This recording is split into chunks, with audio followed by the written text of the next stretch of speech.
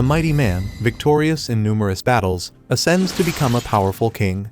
Yet, he reincarnates into another life, carrying memories of his past existence, now trapped in the body of a helpless child. Nothing unfolds as he desires, and his body feels like a prison. In this new world, there are powers unfamiliar to him, powers he finds utterly fascinating. Now, he must gain strength as swiftly as possible. We see blood running down the blade of a sword against a backdrop of flames. Beneath a crimson sky, the man holding the sword appears to have slain a woman who lies lifeless on the ground. Subsequently, this same man tells us that he has become the king. Demonstrating unparalleled skill, he effortlessly destroys an opponent, proclaiming victory as he drives his sword into the man's body. At that moment, a fleet of warplanes crosses the sky and bombs an entire city, causing endless explosions followed by the terrified screams of the population. With each passing moment, the king watches the war-torn scene as his cape billows with the intensity of the bombs in front of him. According to him, he had become the most powerful king. Or rather, placing his hand on a showcase that held the crown he used to wear, the man laments that, in truth, he was once a king. Suddenly, he is thrown into his subconscious as if it were an ocean, where he dives and sinks as he lets his body be carried by its own weight. Amidst this, the voice of a child pleading please and a beautiful, green field appear. Then, a feather moves toward the warrior as we hear the child say, "In your new life, seek the light." Thus, the once king is reborn in the body of a child. The father is proud that the boy's hair color is the same as the mother's, while she is pleased to see that the son's eyes are identical to the husband's. The man welcomes little Arthur to this world and introduces himself as Reynold. Seeing the man's goofy demeanor, Arthur seems to have retained his old consciousness in the new body. Confused, he tries to understand who these people are until they both declare themselves his parents. At that moment, trapped in his old adult mindset, Arthur realizes he has just been born. Ironic as it may be, after a lifetime of battles and victories, he has been reduced to a helpless little child. Unaware of any of this, the mother pats the boy on the back to make him cough. And that's exactly what he does. Still not quite understanding what's happening, Arthur reflects that Alice and Ray seem to take good care of him, and both are convinced they really are his parents, whatever the reason may be. However, being a baby with an adult mind brings a persistent sense of fear. When he is placed in the crib, he ends up grabbing his father's finger, who is overjoyed to tell his wife. Frustrated, Arthur knows it was just a reflex action, almost instinctive, just like the cry he's about to let out, which was interrupted by a bowel movement replacing the tears. Definitely, his bodily functions are well beyond his control, and nothing happens as he plans, as if his tiny body were a kind of prison. Arthur tries to wake up, but the nightmare continues. As if that weren't enough, he would soon witness something even more absurd. Then, as he is carried out of the house in his mother's arms, the boy sees his father infuse his hands with magic and shatter a rock with a punch. A piece of rock falls on the big guy's head. Then Alice heals him with a magic spell. Observing this, Arthur reflects that there are powers in this world that he is unaware of, which is truly fascinating. Reynolds, with his gauntlet fused with magic, was capable of hunting even the fiercest wild boars in the forest. When he saw his father return from the hunt that day, the baby thought that knowledge was an advantage, so he scrutinized his surroundings carefully. For example, in this society, individuals may possess weapons, indicating a certain level of danger around that compels people to become strong as soon as possible. And Arthur himself does not wish to be an exception. Alice rocks the boy to sleep, and he ponders that these days have brought endless frustration. But moments like these aren't so bad, as, remembering tense moments in his past life where the opposition wasn't always loyal, he couldn't sleep so peacefully at any time. Regardless, the new life as a baby continues for little Arthur, and now he learns to crawl. At one point, he reaches a mirror in his parents' room and sees his reflection for the first time. The parents are thrilled with each discovery their son makes, while the kid is still trying to get used to his name. Although, for him, this isn't any serious issue. At bedtime, Alice kisses the little one after laying him out in the crib. However, unlike falling asleep, the rascal climbs down from the crib like Rapunzel from the tower of the castle to venture out. After all, after a long period suffering from his bodily impulses, Now he begins to better control his limbs and needs. While his mother washes the dishes, he crosses the kitchen stealthily, knowing he must make no noise. Upon opening a door, he completes his mission, reaching the bookshelf. After all, as he had thought, knowledge is an advantage, and now Arthur has found what he was looking for: information about this world. According to one of the books he picked up, this continent he was born on, Dicathan, is home to 3 kingdoms. Darv, an underground nation of dwarves. Ilenoir, a country of elves living deep within a forest. And lastly, Sapin, where Arthur is, the region controlled by humans and the most populous. Like his nation in his past life, it is a monarchy. But the difference is that the throne of this country is inherited, not taken. Moreover, this world still seems technologically outdated compared to his old one, and another book explained that this place was still primitive because of magic. In this world, there is a source of power called mana, and the ability to control this magical energy is largely hereditary, occurring in about 1 in every 100 people. In general, there are 2 forms of mana applications: amplification and conjuration. Amplifiers use mana to enhance their bodies, providing incredible strength, agility, and defense. On the other hand, conjurers are able to project mana to control it as they wish. The key to controlling mana is the mana core, and the power of magic awakens from the onset of puberty through late adolescence. Channeling the mana scattered throughout the body solely into the core, until you can control it, is what makes you a mage. Arthur is well aware of the principle of becoming conscious of his inner power until he can take control of it and then release it, and the center of his Kai is crucial for making this work. Luckily, the knowledge from the past life of the deceased king may be useful in his new existence, and that is what he tries to do as he begins a meditation that takes him to an empty space within his mind, where a fraction of mana is awakened and concentrated between his hands. However, suddenly, Alice arrives after searching the whole house for the troublemaker. Lovingly, she asks him not to scare Mom like that, but her smile falters when she notices something odd about her son. Arthur thinks she discovered his ability to use Kai, but she only realized that the baby had pooped.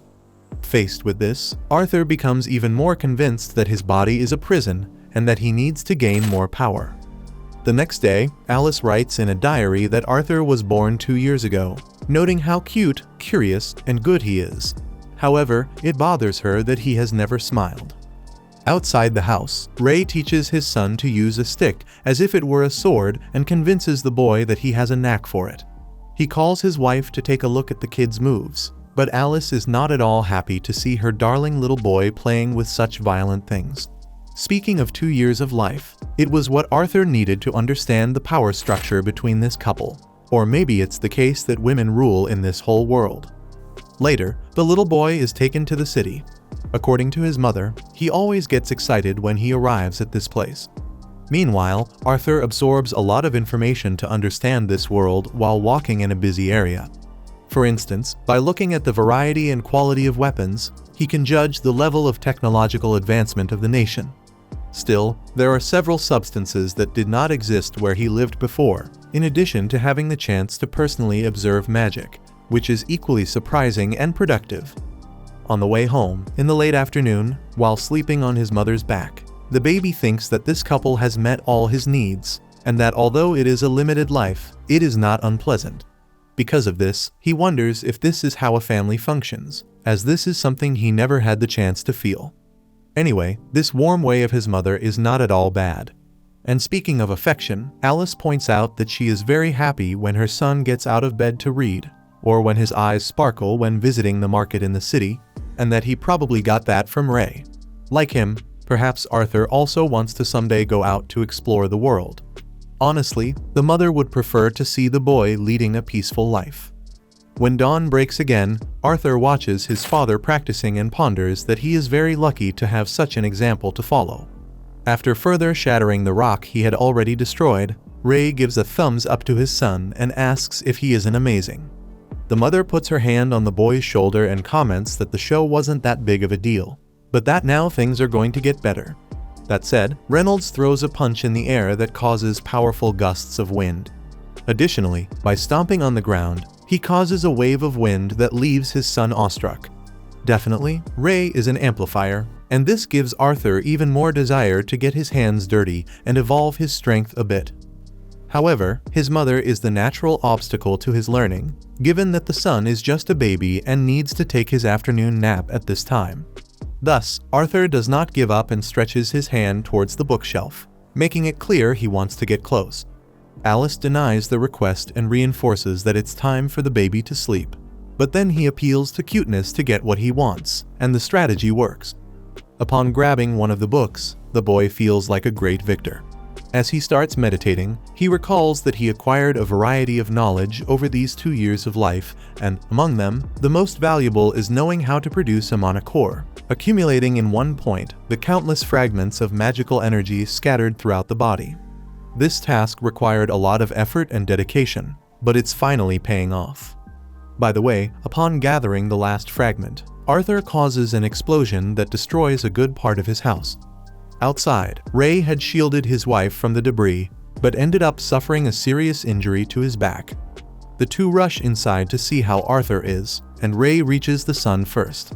He can't believe what he's seeing. After all, the boy is only 3 years old and is levitating above his own manifestation of mana as if he were a grown adult. With a sly smile on his face, Arthur assesses that his days of study have finally borne fruit, which is a great first step.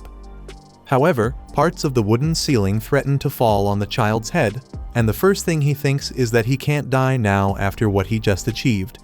Finally, Alice dives to grab her son, while Ray uses all his mana-imbued strength to push away the wood that was about to crush his son. After being saved, the baby looks at his mother with sparkling eyes and decrees that indeed these two do everything to keep him safe, and that this is the role that parents need to play for their children. Ray asks how the boy is, and Alice responds in tears that he's fine, clutching the little guy as if he were the most precious thing on the face of the earth. Indeed, for her, he really is. Meanwhile, Arthur doesn't understand why the woman is crying. Recalling a moment from a past life, when he won an opponent in a duel in adolescence and saw the kid being consoled by his parents, the boy simply has trouble understanding, and that is something he certainly wouldn't learn from any book in this world. Soon, the boy himself starts crying and hugs his mother tightly. After this, we see a man being judged for his crimes. Although he had been a loyal servant, he attempted to take His Majesty's life, and according to the law, such an infraction is so severe that it would warrant immediate and harsh punishment. However, the council showed mercy towards the servant, allowing him to return home and face judgment there. In the presence of his wife and son, the man confesses his attempt on the king's life, but pleads that only he be sentenced, asking for his family to be spared. According to him, if he were to return to his home country now, a fate worse than death awaits all three. If this is what the man must face, let it be him alone. Thus, the offender implores King Grey to fulfill his wish. Speaking through one of the strange pillars in the room, a counselor states that the criminal was very reckless in his actions towards His Majesty, the light that guides everyone, who should not be bothered with such trivial matters. Consequently, the council decides to punish the entire family, and Grey ends the lives of the woman and child in front of the man. Witnessing the horrific scene, the counselors consider that the king doing this with his own hands is a sign of pure mercy, as the sovereign freed the two poor souls from eternal suffering. Finally, just like the pillars, the family man also thanks the monarch. Returning to Arthur, he receives from the king gauntlets identical to his own. The man was all excited as he handed the item to his son, but the kid seemed more interested in the wooden sword he already had. Pondering alone, the child reflects that if he had to use such a weapon with a child's body, he would die before the enemy could get within range. Regardless, he picks up a stick and calls his son to a duel. Arthur doesn't back down and delivers a sequence of attacks demonstrating great agility. After blocking each blow, his opponent activates a mana reinforcement that imbues the sword. To his surprise, Arthur does the same and shatters the piece of wood from the king. Seeing what he witnessed, the adult wastes no time and talks to Alice, saying it would be good for the kid to have a private mentor. In turn, the woman thinks this idea is absurd since her husband had already said he would train the son. That was what Ray truly wanted to do, but the truth is that the boy's talent is too great and needs a teacher equal to the task to guide him on the right path. Thus, Alice offers to teach magic to Arthur, but Ray argues that the boy's magic is a special case, as he cut a piece of mono-reinforced wood at 4 years old. From that moment, Alice realizes the gravity of the matter but insists on opposing this decision, not wanting to see her dear little boy go to some distant city. Ray asks her to think about their son's future, and she asks her husband to think about his present, because if Arthur leaves, the parents won't see him grow up. In the midst of this discussion, Arthur considers that there are times when emotions narrow a person's perspective, so he proposes a third option: everyone going together. Upon hearing this, the parents look at each other and open their mouths as if the kid had just reinvented the wheel, and then they rush to pack their bags. In the end, Arthur reflects that both have enough energy to act this way all the time. Hours later, in front of 2 carriages, the child's father tells him to introduce himself, and he announces himself as Arthur Lewin. On the other side, armed people gather near the Lewins' house. One of the warriors kneels before the kid and tells him they had met before, but that Arthur is too young to remember. However, Arthur remembers very well. These are the Twin Horns, the group that Reynolds and Alice were part of. The man leading is named Adam Crench, and one of the women, Angela Rose, grabs Arthur tightly as if he were a stuffed animal, and he ends up being saved by Durden Walker, who extends his hand for the young man to slap. Excluding him, atop one of the carriages, remained silent the mysterious Jasmine Flamesworth, and lastly, the pointy-eared archer introduces herself as Helen Shard. Soon, with everything ready, Reynolds orders the carriages to depart, and the journey finally begins. Without delay, Arthur notes how outdated this mode of transport is, very different from the ships that infested the sky in his last life. But he finds the carriage not so bad. The convoy is heading towards the city of Xyrus, but before they arrive, a problem occurs along the way. During a break for rest, the group is attacked by a pack of wolves. Arthur watches alongside his mother as the lupines attack Jasmine, who draws her daggers and ends the enemies in a movement that seems simple because it's so well executed. Then, Reynolds uses the gauntlet to punch another wolf, while Adam Crench drives his spear into another animal's chest. Helen shoots arrows that take down targets at a distance, making Arthur notice that the archer, Adam, and Jasmine are enhancers. On the other hand, being conjurers, Durden Walker conjures a powerful earth magic that shakes the battlefield, and Angela Rose wards off an opponent with a wind spell. Watching the spectacle, Arthur concludes that he needs to reach these guys' level soon. After the fight, the group decides to spend the night there. When the sun gives way to the moon, fires are lit for a meal. Ray tells his son not to hold back and eat whatever he wants, but the truth is that the boy isn't so used to the kind of food you eat when hunting in the middle of a journey. On the other hand, Alice stuffs herself until she becomes ill. By the way, she sees that her husband is injured and stands up to heal him, but before that happens, Helen, Jasmine, and Durden approach, and Alice had to wait for the archer to grant permission for the healing for some reason. Amid the restoration process, Arthur thinks that his mother appears to be a special type of mage, a broadcaster, with healing powers. Since this is so rare and valuable, it is not wise to heal people openly, as it would make her a target. By the way, Reynolds and Alice also live in the countryside for this reason, to hide this power. With the restoration complete, the husband thanks his wife. Then, Adam tells Reynolds he wants to do some exercise before bed. To everyone's surprise, the spearman asks to borrow Arthur. Coinciding with the training, Arthur notices the adult showcasing his weapon and doubts it's just a workout. But since he's already there, he has no choice but to join in. When Adam imbues his spear with mana, the child notices the man isn't going to go easy, so he does the same as his rival, but with more intensity, also casting a greenish buff on his legs that impresses Adam. Even at 4 years old, Arthur displays extraordinary speed and manages to surprise his opponent by appearing behind him. However, despite putting him in a vulnerable position, the child loses his balance in the step and forfeits the positional advantage. Nonetheless, the two engage in an open duel until the spearman conjures a skill that flings the youngster into the air. While Arthur laments his body is too light for this fight, Angela prevents his fall with wind magic.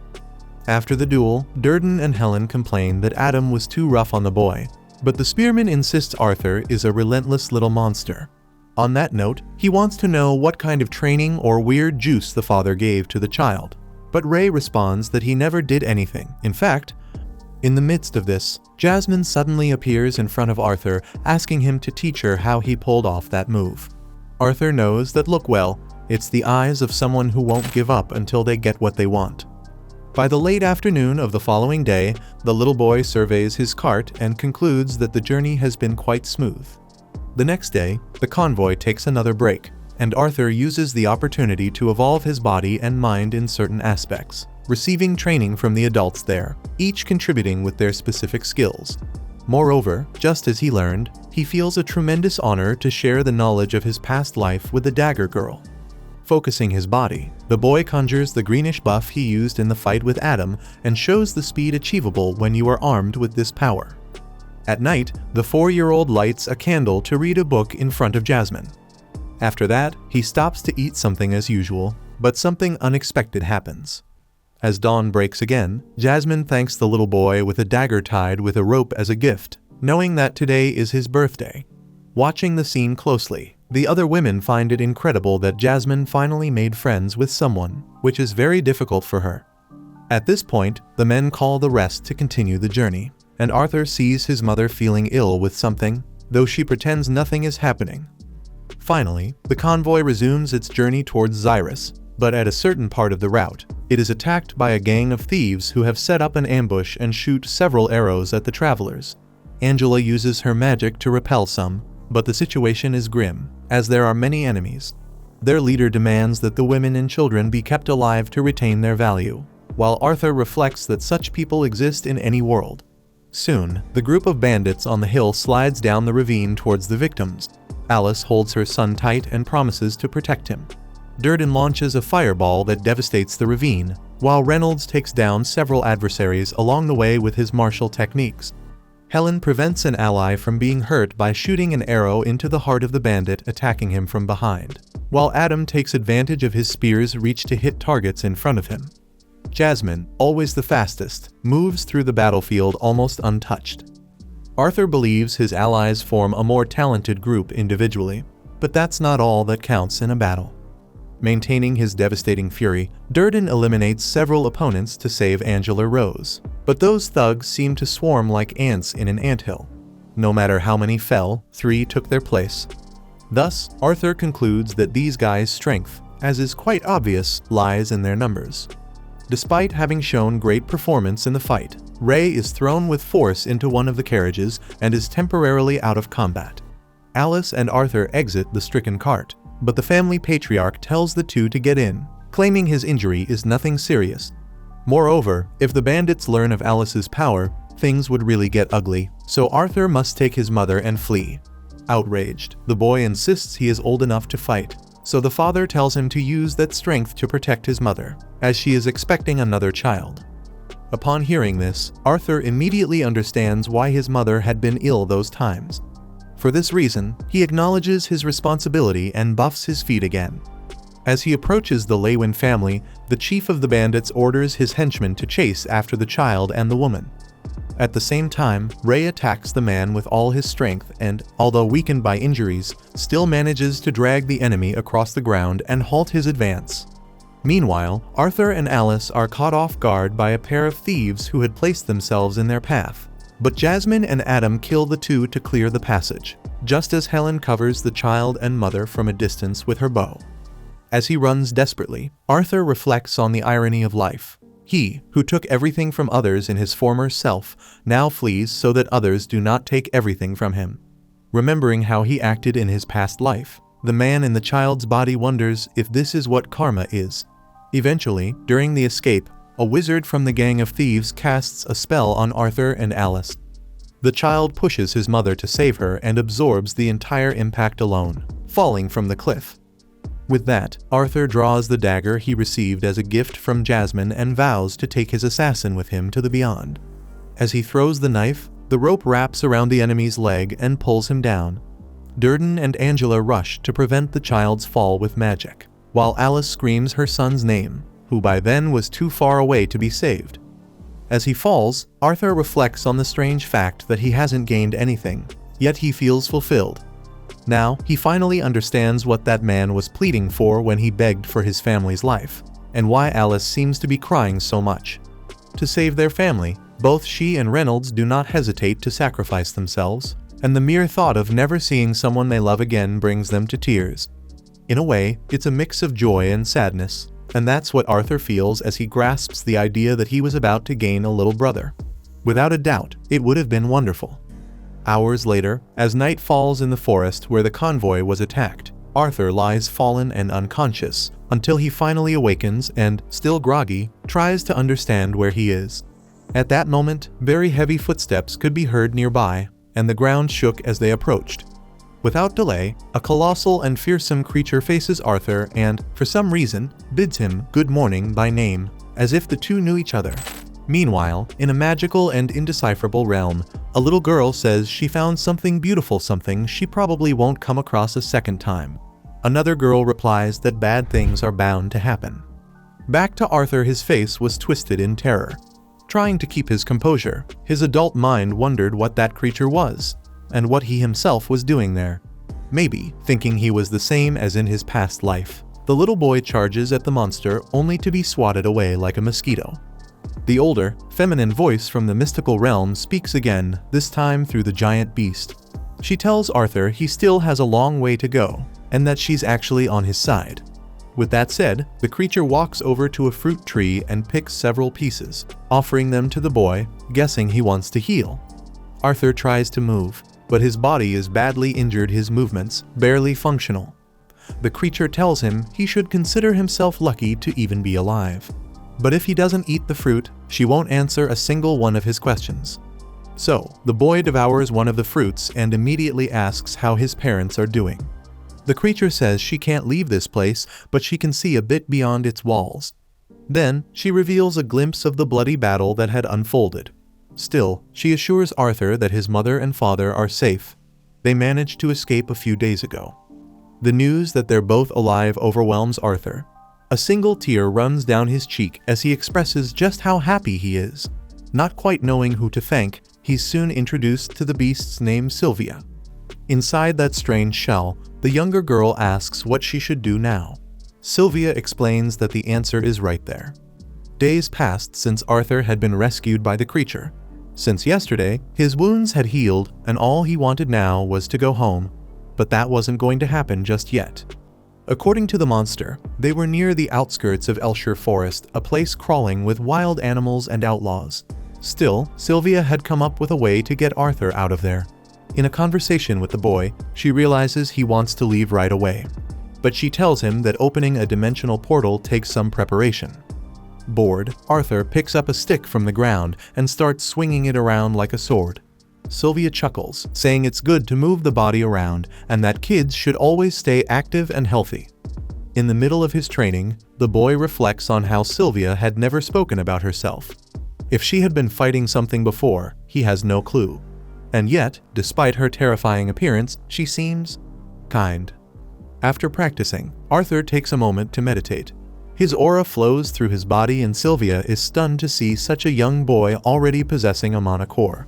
Curious, she gathers magical energy into her hand and asks Arthur if he's capable of doing the same. The boy just stares, stunned. The creature then asks if he knows what she's doing.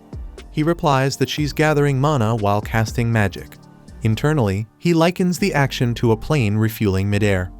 Sylvia points out that people often have a rigid idea of what mana is. They separate the act of gathering mana from the act of using it. But other races don't think that way, especially mana beasts, who do it naturally, like breathing.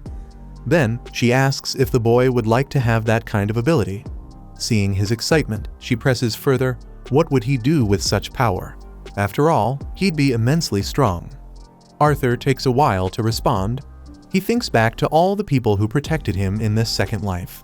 And then, with resolve in his voice, he declares that he will bring destruction to anyone who dares to take away what is precious to him. Without missing a beat, Sylvia flicks him on the forehead so hard that he bounces like a ping-pong ball. She tells him he failed the test. Frustrated, Arthur protests, it's only natural to want to destroy your enemies. That's exactly what he did in his past life. That's how he rose to become the most powerful king of his time. But Sylvia isn't impressed. She points out that he's corrupting his mind with thoughts of ending other people's lives. Then, she pauses, maybe she hit him too hard. But the boy insists he's fine. Sylvia reminds him that her hands could easily crush him.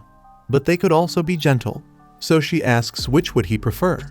Naturally, Arthur chooses the gentle touch. Sylvia agrees. After all, anger and hatred burn quickly and often lash out as violence. Maybe it feels good in the moment, but those feelings always end in hate, nothing more. She tells him that she didn't save his life so he could use it for something like that. Hearing those words, Arthur starts to wonder if that beast somehow knows everything about him, even though that should be impossible.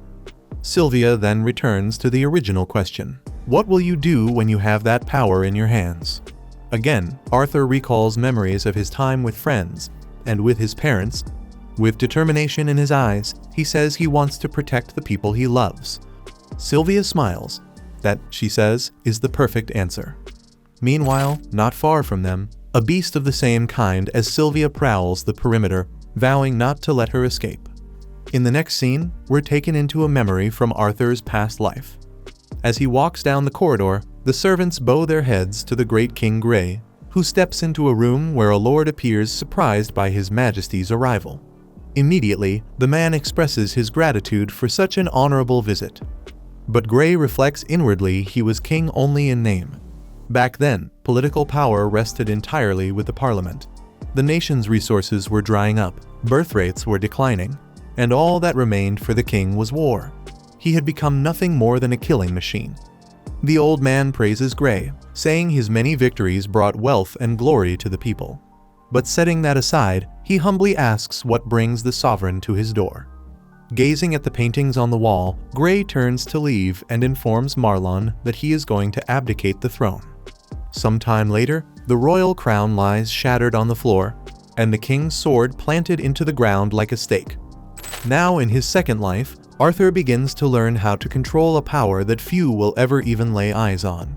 Sylvia tells him that, once mastered, the possibilities of this technique will be limitless. In the middle of it all, the boy tries to stay focused, sweating as he struggles to keep calm and do what needs to be done. In his previous life, there were many things the great King Grey didn't have, though there was one thing he craved above all to keep winning: control over Kai. In one brutal battle against a massive beast, after landing a hit, the monarch watched as his sword became engulfed in that powerful energy. Now, all these years later, and strangely enough, Arthur seems to have luck on his side. Still very young, he manages to gather the magic needed to complete the exercise his teacher assigned. With a smile on his face, he's suddenly hit by a powerful blow and thrown behind a few rocks. Sylvia quickly tells him to stay quiet. Doing his best to remain hidden, the boy spots a monster one that looks just like Sylvia. She seems startled that this other being managed to find her. The male creature explains that he was drawn by the smell of blood and orders Sylvia to come with him. She refuses, which forces him to turn to violence to get what he wants. Without hesitation, he conjures a dark force and launches it toward her. Sylvia manages to absorb the impact, but the magic still takes a toll on her body. She drops to her knees in pain, and Arthur looks on, deeply worried. The male warns her that pushing herself like this will only shorten her lifespan. Sylvia throws the warning right back at him as she summons an aura so intense, it causes her body to crack and shatter, completely leaving behind only the power of her spirit, now taking the form of a magnificent winged creature. Like a dragon, Sylvia unleashes a torrent of magical energy upon her foe. He roars back, promising she'll pay dearly for using that kind of power. But she doesn't care. She's already lived a good life, even if she wishes it could have lasted longer. With great effort, the enemy manages to shake off the spell and causes the entire cave to tremble. Without wasting time, he conjures a disturbing number of magical spheres and hurls them at his rival. After the attack hits, Sylvia looks around anxiously, searching for Arthur. Her opponent questions why she's acting that way. Not letting up, the male monster sends another magical sphere her way, but Sylvia responds instantly with a technique that freezes time itself, leaving only her and Arthur untouched by the effect. With time paused, she calls Arthur out and tells him she had to use her power, but more importantly, she asks if she looks more like Sylvia now. Confused, Arthur asks if she's a dragon, and the creature explains that that's what humans call her species.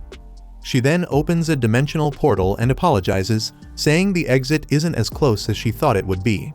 Still, everything will be fine. She's already taught Arthur everything he needs to survive. Before he goes, she asks him again what he intends to do with the power he now possesses. He responds with certainty, he'll protect the people he loves. At that moment, Arthur notices how badly hurt his friend is. But before he can say anything, she cuts him off and gives him a few parting gifts.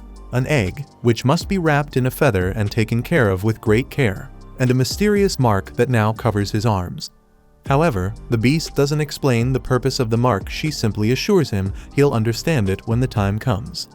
At last, Sylvia tells him it's time to say goodbye, even though the boy is visibly shaken by the thought of parting with his dear companion. She confesses that she could have sent him back home a long time ago, but the truth is, she didn't want to. She enjoyed living by his side during this time. Sad, Arthur asks if there's no way he can protect Sylvia with his power. After all, he was given this strength, and he promised to protect the ones he loves.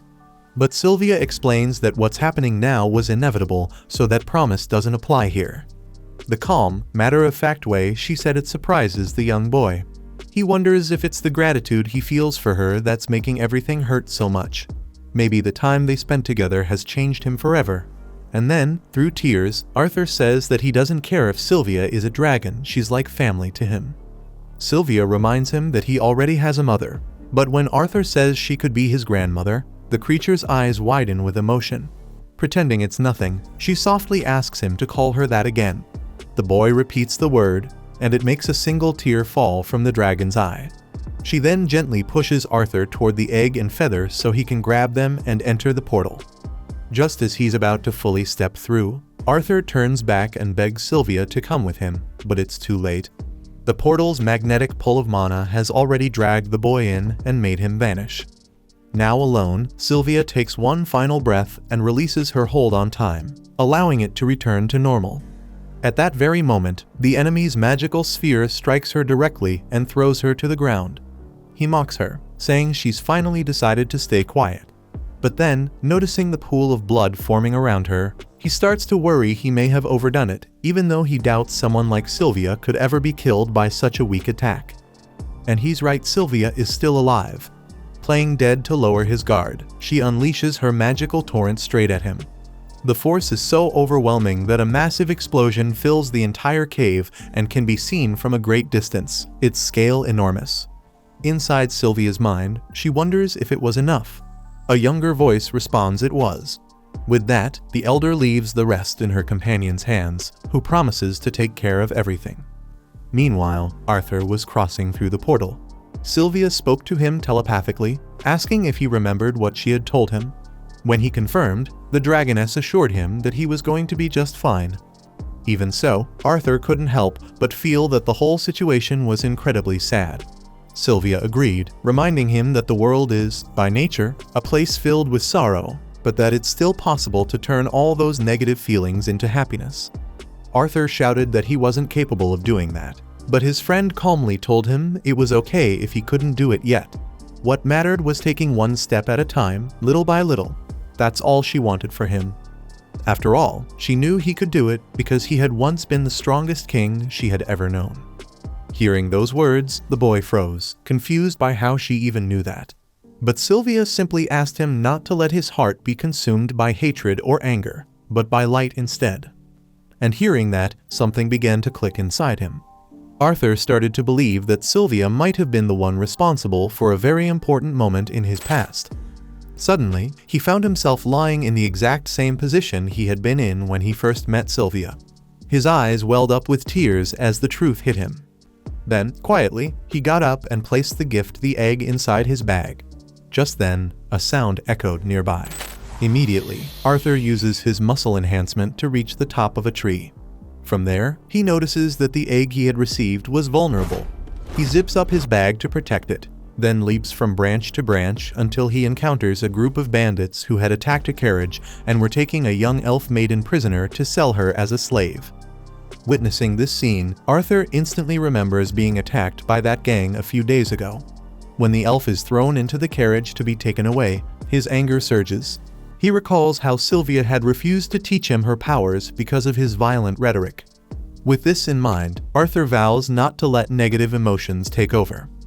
He then pursues the stolen carriage to a camp the bandits had set up as night began to fall. One of the bandits remarks it would be a pity to sell the little girl without having some fun first, setting off alarm bells for Arthur. Regardless, he decides to wait patiently in a meditative state to act at the best possible moment. As night falls, Arthur observes the horned wolves and wonders why they obey these people without resistance. He then notices they are restrained with magical collars that make them docile. Arthur throws fruits from a tree at one of the wolves, angering them and causing a commotion that the gang at the campfire hears. To silence the wolves, one of the accomplices resorts to indiscriminate violence. Seizing the moment, Arthur defeats this man using his mana as if it were a blade. With the enemy down, he steals his weapon and sees the second man approaching to investigate the delay. Without hesitation, Arthur swiftly ends the second man and notes how exhausting it is to fight with a child's body. The third man approaches to check on the delay of his accomplices and is swiftly cut down by Arthur, severing his leg instantly. Though still alive, the bandit warns his fourth comrade that the intruding boy is a mage. With this information, the henchman reveals his own mana and shows that he too can use magic. Moreover, he expresses a desire to keep Arthur alive since a child wizard would fetch a higher price than the elf they captured. The bandit attacks Arthur, who quickly dodges and retaliates with a flying kick, but misses his target. In turn, the young boy throws his dagger tied to a rope at the opponent, but the bandit catches the weapon mid-air, thwarting Arthur's plan. Vulnerable, Arthur is thrown to the ground by a powerful kick and grabbed to be taken away, but he retaliates with a touch of fire on the attacker's knee, setting him ablaze for a brief moment. Enraged, the bandit decides he no longer wants to capture the boy alive. Now, he is determined to sell him to those collectors of bizarre bodies. However, seizing on the adversary's anger, Arthur throws the dagger with a rope again, hitting the target's forehead and killing him instantly. Seeing the young mage approaching, the third surviving element begs to be spared. Then, Arthur recalls that the young girl had also pleaded for mercy from the man, but he does not remember him having listened to her. Thus, Arthur finishes off the bandit and enters the carriage to remove the blindfold from the captured young elf.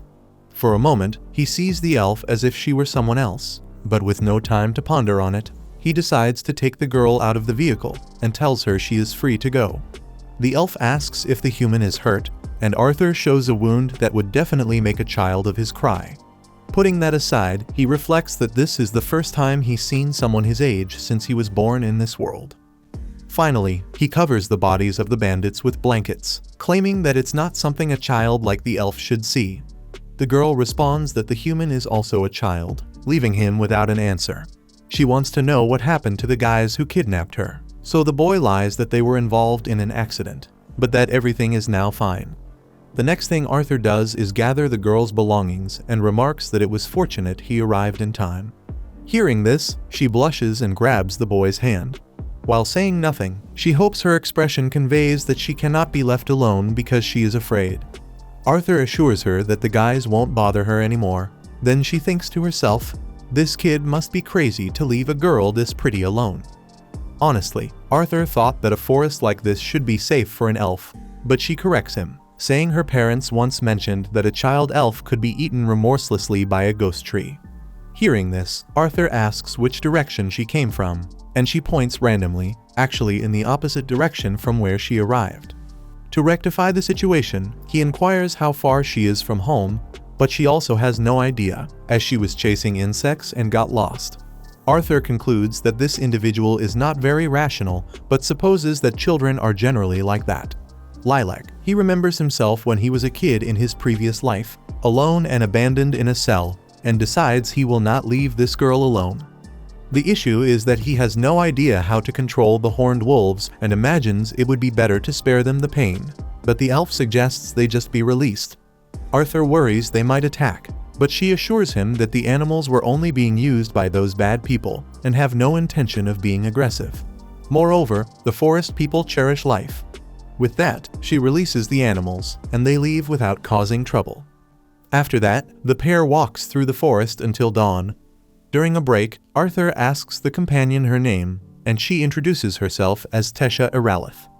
After saying his name, Arthur Lewin serves her some soup, imagining she might be hungry and in need of sustenance for the long journey ahead. His own remark reminds the boy of the fruits Sylvia offered back in the cave days. Indeed, Arthur is beginning to sound like Sylvia. Tesha confesses that the food smells odd, and Arthur explains that it's just boiled dried meat with a bit of salt, which probably would have tasted better with some herbs. Faced with the elf's grimace at the meal, Arthur reflects that he has always seen food merely as a means to obtain nutrition. Tesha admits she would love to have some sweets, and Arthur concludes that this child is a model of childlike behavior. She asks why he came to Ulster Forest, and he mentions that he lost track of his family, which makes the elf feel a connection, as she too is lost. Arthur inquires about life in the land of the elves, and she shares that it's fun in Elenoir. Since her parents are very busy, she spends a lot of time with her grandfather and caretakers. Soon, the journey proves to be much longer than Arthur expected. So far, there's no indication of Elenoir's location. At one point, Tesha becomes surrounded by numerous insects which, according to her, are common in her homeland for marking trails. Tesha places an insect on Arthur's ear pretending it's an earring, and he discovers that this is how children play, as he never had the chance to be a child himself. During their walk, Tesha excitedly talks about how, when her mana awakens, she will train at her master's house.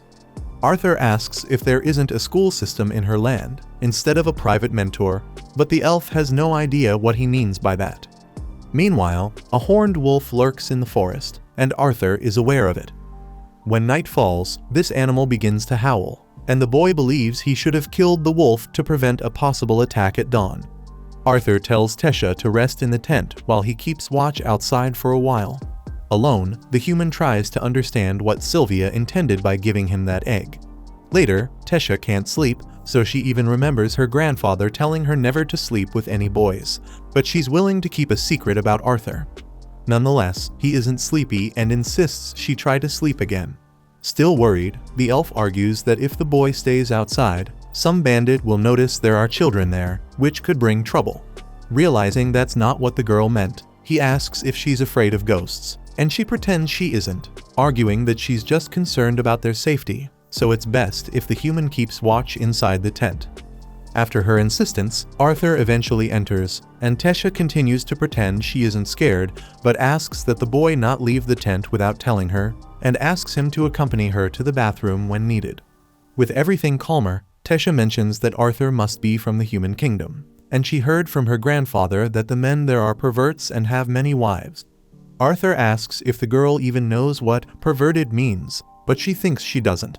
When he explains that it's mostly the aristocracy that tends to have more than one wife, the girl is practically asleep, until she finally drifts off. Curiously, Arthur feels this must be what having a sister is like. Hours later, day begins to dawn, and the two are sleeping inside the tent. After they pack up, the journey continues, and Arthur feels that Tesha has gotten used to him, and seems to have forgotten the men who attacked her. Truth be told, the boy was worried about his family, and not being able to go after them soon was frustrating. But something unexpected happened and changed his perspective. Suddenly, from his mana core, an unbearable pain surges through the boy. Tesha runs to pick some plants that might alleviate the pain, and as he is suffering too much, Arthur cannot stop the girl from entering the dangerous woods alone. As time passes, the pain doesn't improve, and the intervals between the bouts get even shorter. To make matters worse, the horned wolf appears in front of him with a piglet in its mouth.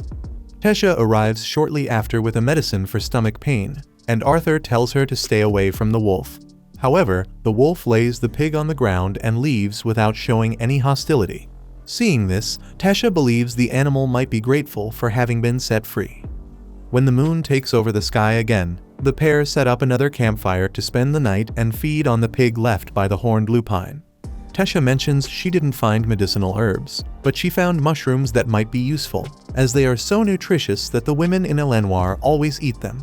Excited about this, Arthur even eats the mushrooms, but then spends the entire night spraying the trees and cleaning his rear with leaves.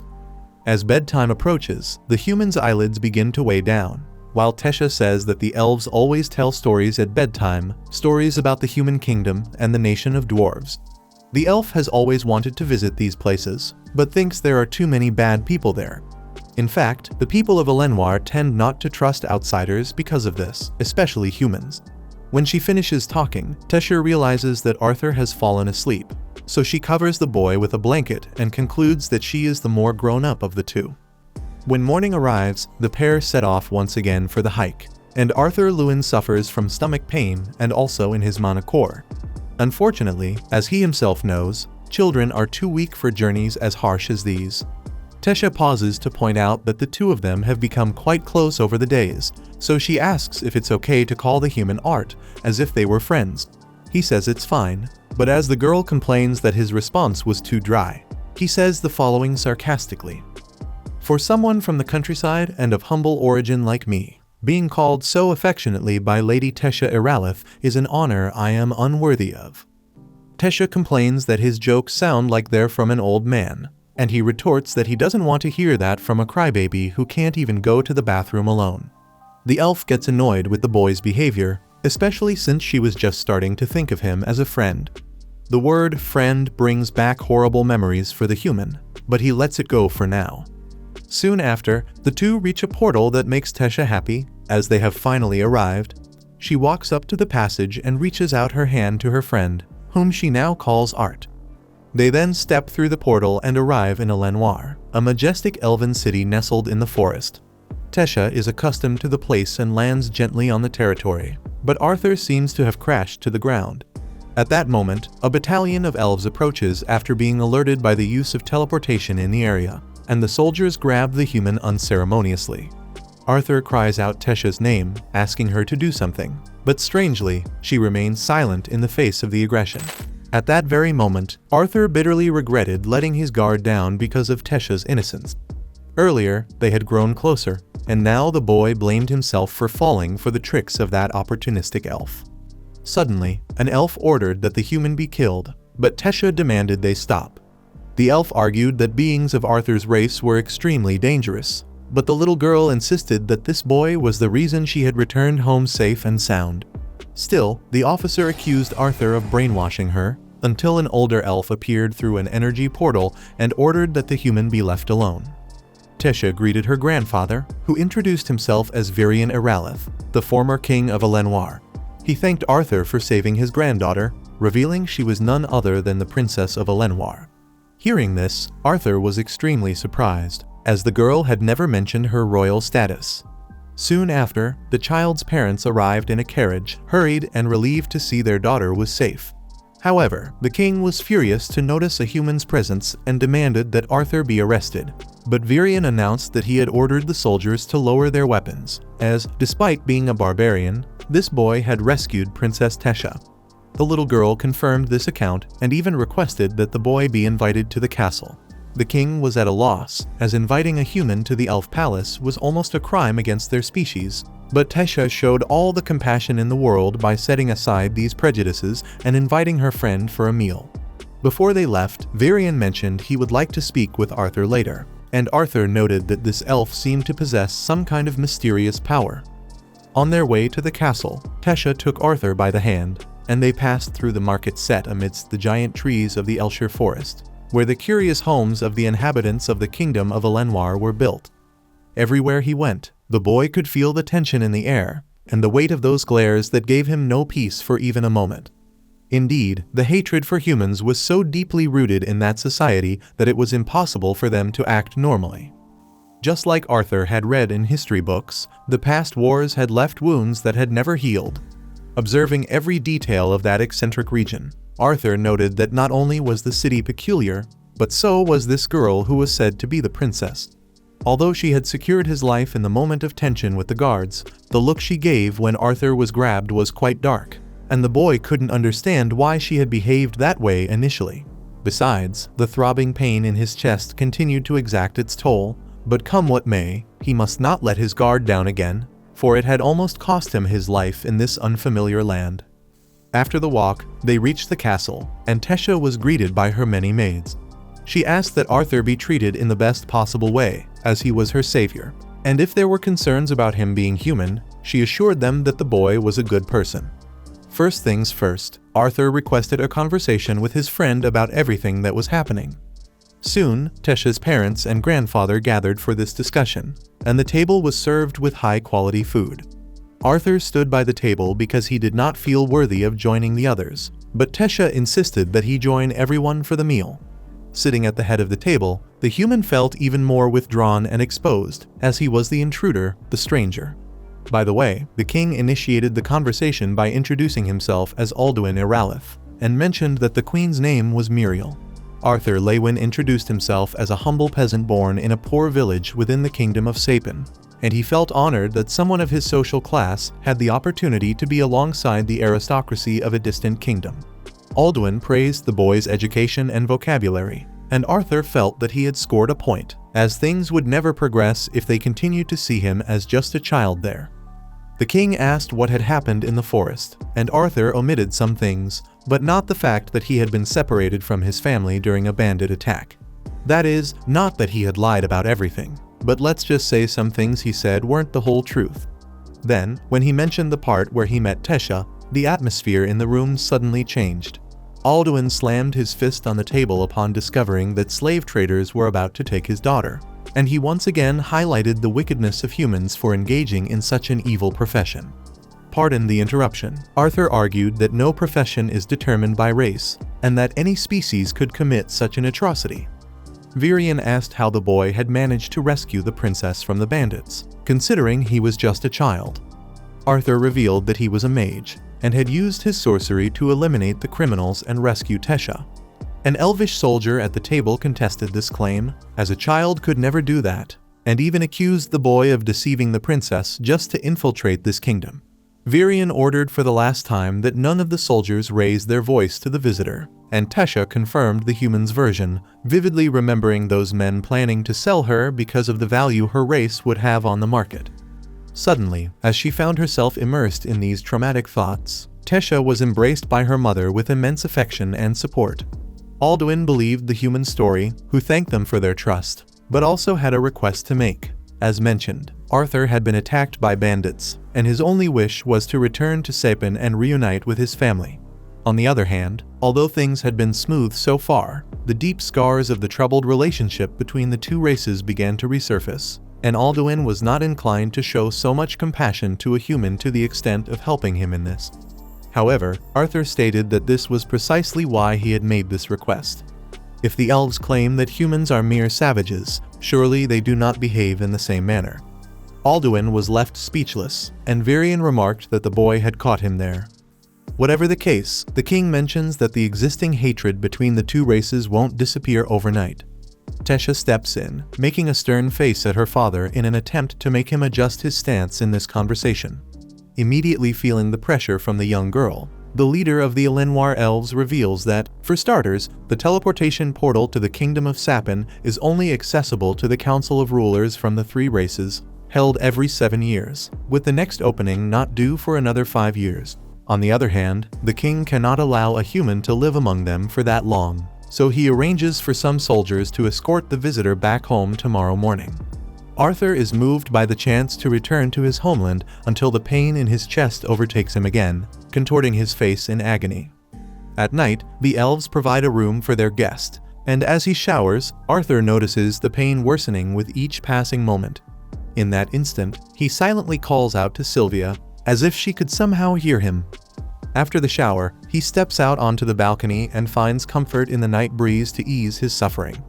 As his condition worsens, the boy decides he must discover the cause of this pain once and for all.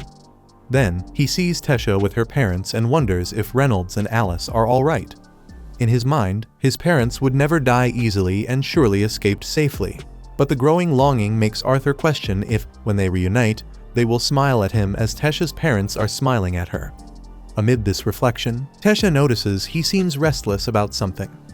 Due to the chest pain, Arthur can't sleep and decides to walk around the kingdom, and at some point, the royal family member catches up with him. He asks if he interrupted her spoiled princess moment, and she tells him to cut out the jokes. Later, she apologizes for how her father and the others treated the human earlier. In turn, Arthur is calm, as it only shows how worried they were about her. In his opinion, she should take advantage of all this to behave like the spoiled princess she is. Hearing this again infuriates the girl, but she swallows her anger to emphasize that everything will return to normal once Arthur finds his family again. With that, he bows his head and questions whether his parents would indeed be happy to see him again, as they were attacked because of him. and ever since he was born into this world, the boy feels he has only brought trouble. Internally, despite being so young, Arthur feels guilty for not having been able to protect his family. Seeing the boy's pain, Tesha shakes his head and asserts that his parents are definitely sad that they can't see their son, and that he's talking nonsense because even she is already sad that the little boy will leave, even though he hasn't left yet, showing how much he is cherished, even if he doesn't believe it and sees himself so negatively.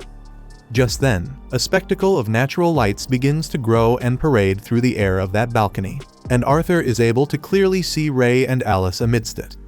This makes him question what he was fighting against, after all. Tesha explains that these are called firefly bees. Despite the beauty of that moment, the human can't get the expression on the elf's face out of his head when he was captured by the soldiers, making him think that he is still dominated by the darkness within himself while waging a war with his past. With this in mind, the boy apologizes to the elf, but before he could explain why, a projectile is fired dangerously close to them. Then Arthur grabs the projectile on reflex and runs to see what happened. The attacker was none other than Lord Virion, who had been observing the conversation from a distance. However, the elf replies that the bee he threw was nowhere near lethal. Then, Arthur opens his hand and realizes it was indeed just a simple firefly bee. Virion emphasizes that the boy's defense and reflexes were instantaneous, so the story about the fight with the slave traders seems to be true. Arthur asks if the guy is doing this just to test him, while Tesha tells her grandfather to stop picking on the boy, as Art isn't the type of human he hates.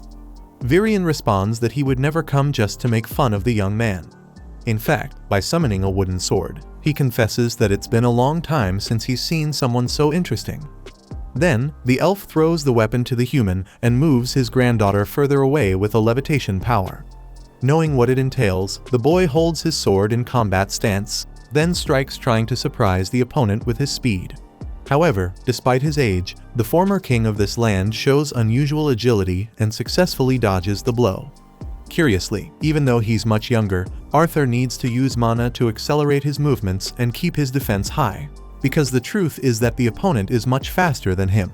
When Virion misses a blow, the boy sees his chance to catch the elf off guard, but no matter how hard he tries, Virion is always able to escape every attempt to be hit. Moreover, in a masterstroke, the former king breaks Arthur's sword into pieces with his hand. A piece of wood flies towards Tesha. Then Arthur throws the handle of the weapon to change its trajectory and prevent the girl from getting hurt. From there, the boy appeals to his magic and gathers a good amount of mana to charge at his opponent, but the elf seems to have an answer to everything.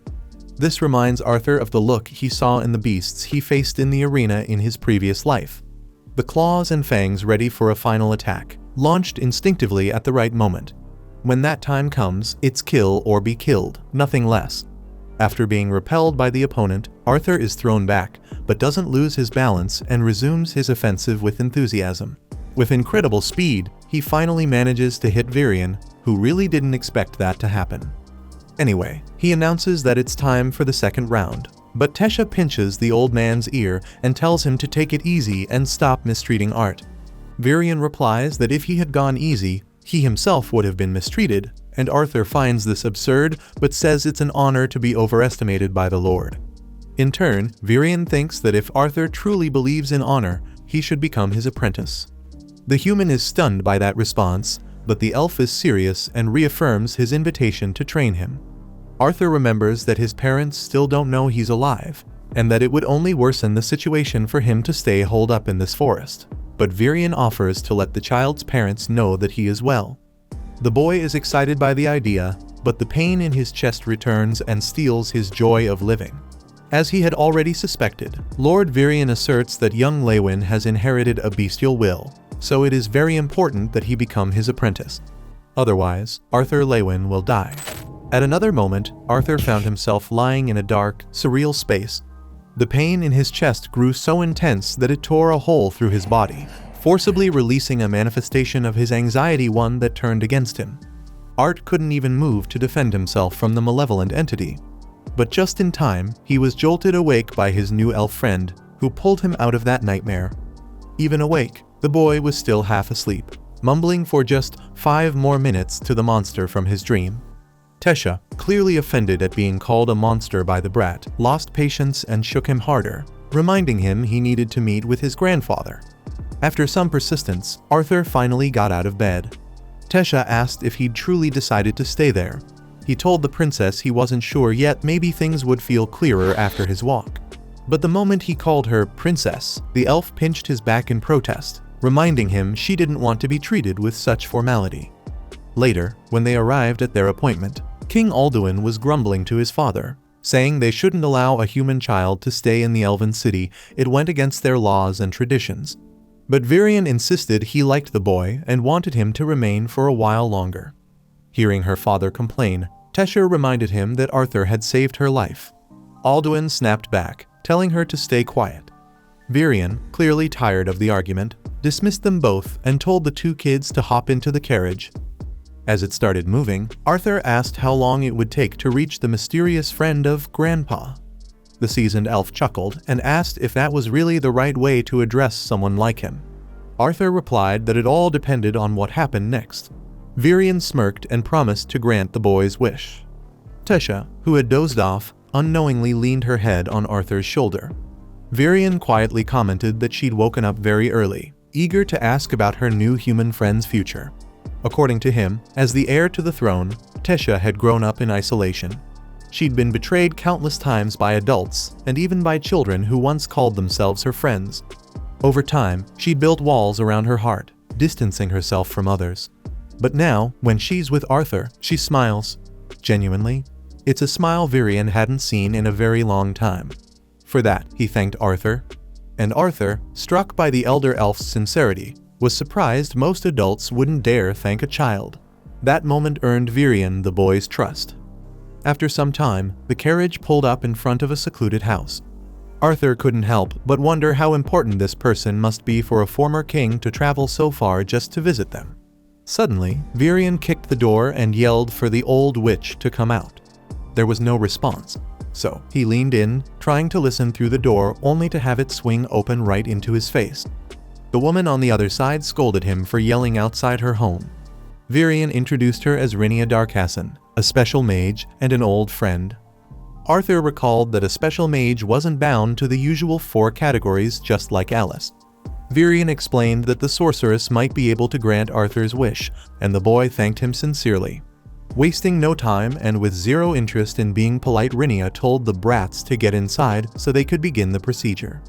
Inside, the home was crammed with books and not much else, making Arthur wonder what she could possibly do to help. Soon, the 4 of them gathered around a table, where a bowl of water sat waiting.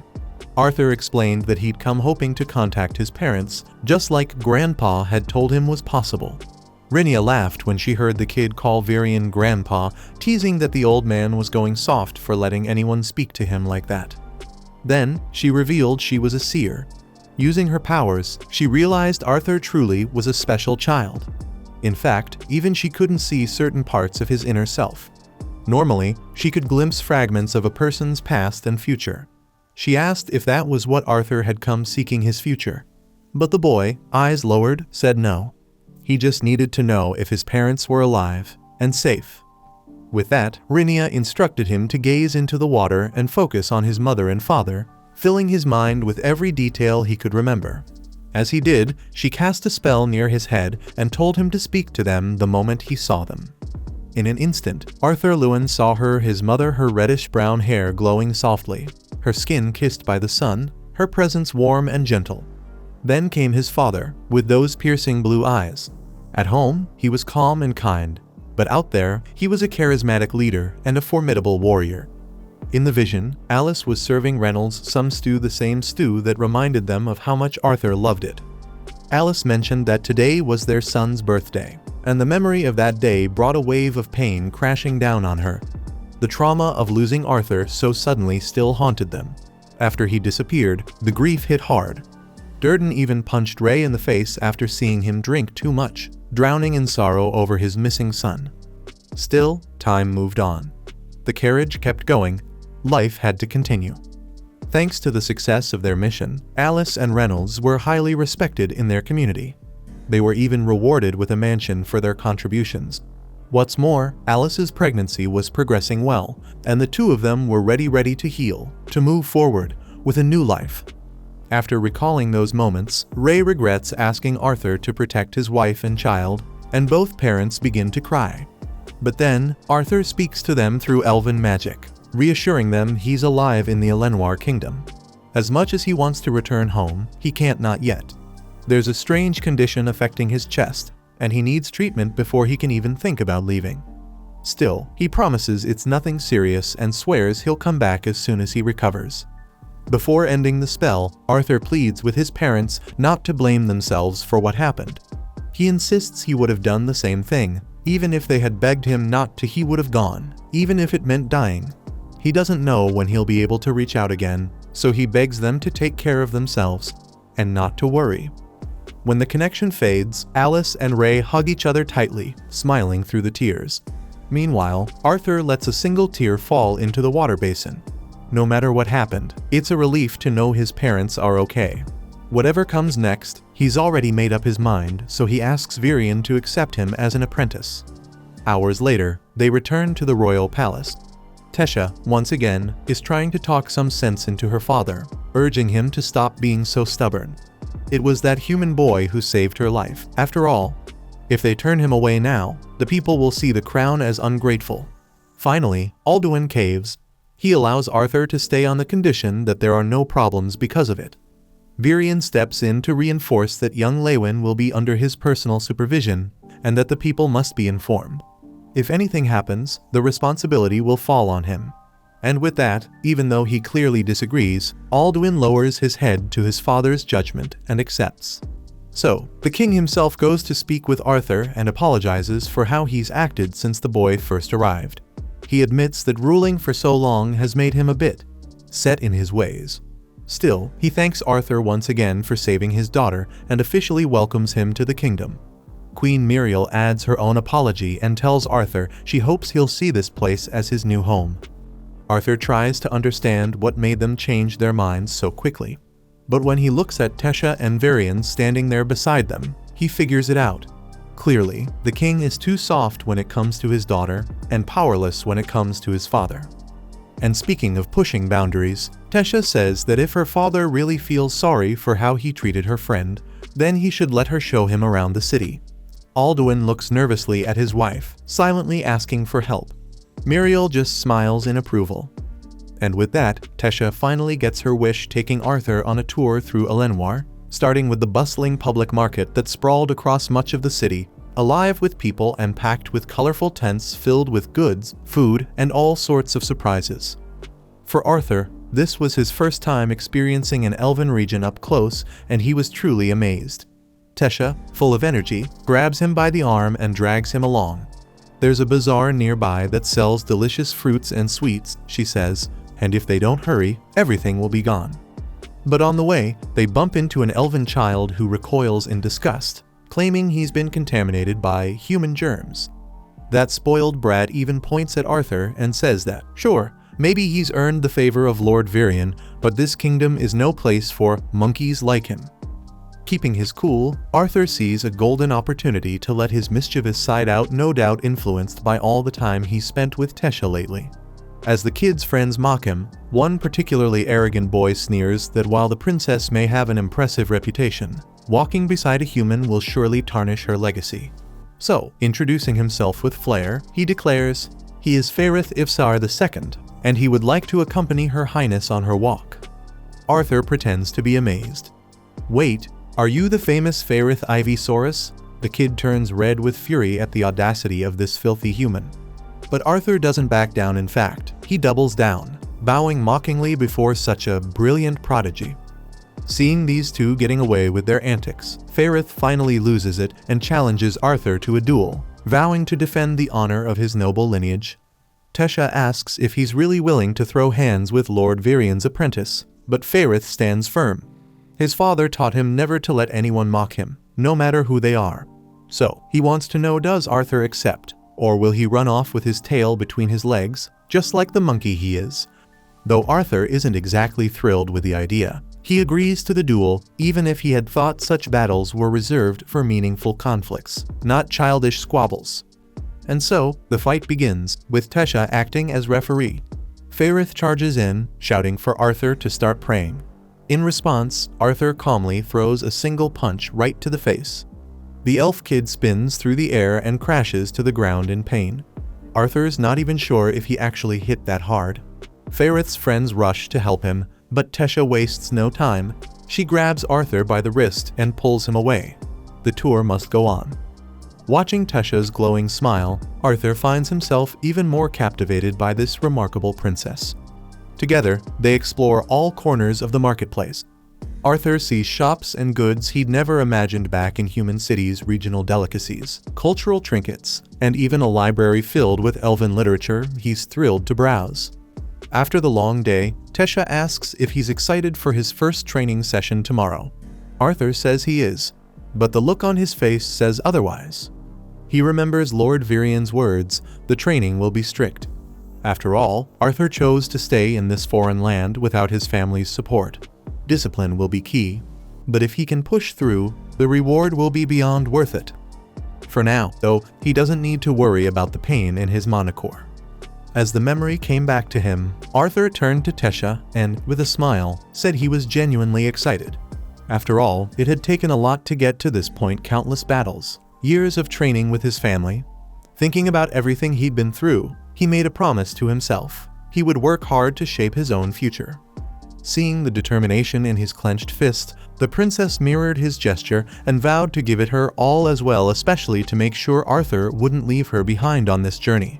But with that moment of resolve behind them, she suddenly admitted she was hungry, even though they had just eaten. The next day, Arthur met with his new master to begin his training routine. But before diving in, he paused for a moment of reflection. In his mind, time in this new world seemed to pass in the blink of an eye.